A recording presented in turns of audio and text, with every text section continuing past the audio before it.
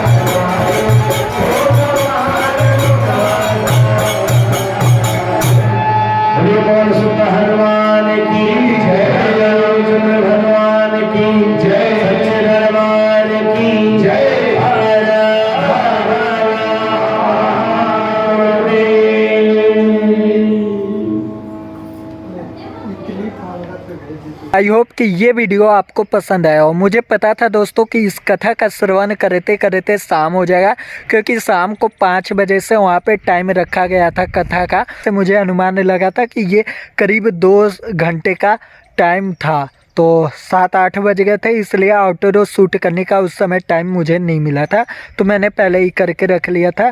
तो I hope कि ये वीडियो आपको पसंद आया और कुछ सीखने को मिला हो। यदि वीडियो पसंद आया तो वीडियो को लाइक कर दे, और चैनल पे नया है या पहली बार विजिट कर रहे हैं तो ऐसे इंटरेस्टिंग ब्लॉग देखने के लिए चैनल को सब्सक्राइब जरूर कर ले। मिलते हैं आपसे अगली ब्लॉग में, तब तक के लिए हमें दीजिए इजाज़त।